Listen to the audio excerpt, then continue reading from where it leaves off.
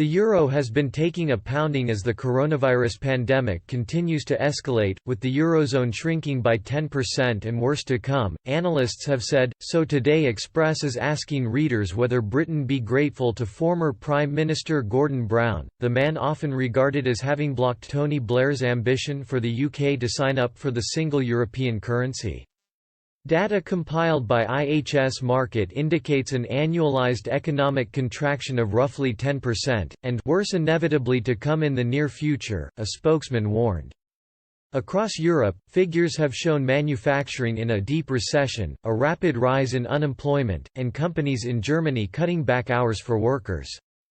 The euro has been battered in the financial markets, being outperformed by both the pound and the dollar in recent days, while Christine Lagarde, president of the European Central Bank, has faced widespread criticism for an apparent reluctance to pull. Britain is not a member of the Monetary Union, which comprises 19 and the EU 27 states, but according to Mr. Brown himself, it could have been very different had he not taken a stand.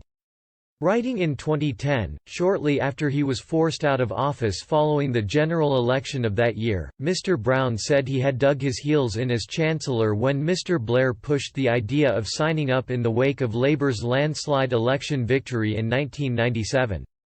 In his book, Beyond the Crash, Looking at the Financial Crisis of 2008, Mr. Brown said he was ready to quit over the issue. He explained, "When I first expressed my doubts about Britain's entry, I stood virtually alone in the cabinet. Indeed, I was ready to resign as Chancellor if I was unable to persuade my colleagues of the grave risks of taking us immediately in, but having considered all the arguments, we concluded unanimously that although the euro was right in principle, it could not work for Britain at that time." Mr. Brown's version of events contrasts with that of then European Commission President José Manuel Barroso, who said in 2008 he has talked to the people who matter in Britain about the country joining the European single currency. In response, then Foreign Secretary William Hague said, Mr. Barroso's meeting with Gordon Brown raises some very interesting questions.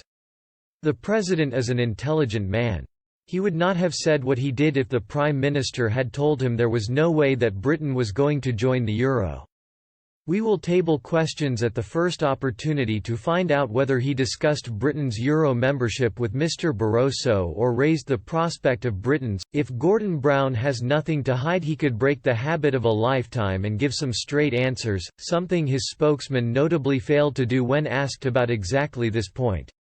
Speaking last month, Barney Reynolds, a leading UK and international financial services lawyer and a partner at Shearman & Sterling LLP, told Express.co.uk the Eurozone was on the brink of a calamitous meltdown, warning Britain was not shielded from the fallout, despite not being a member. He said, "The nub of it is that the Eurozone states are running a currency system which is half-finished with the result that it is extremely risky. And that risk is not being run principally by them since the setup offloads it, it defaults to the rest. So our pensions and investments are running that risk. Apart from the fact that right now the Bank of England mitigates that risk.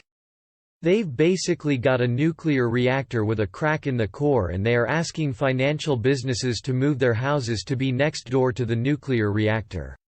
In reference to Brexit, he said the EU, and the French in particularly, wanted more financial businesses to be relocated to France and the Eurozone in general.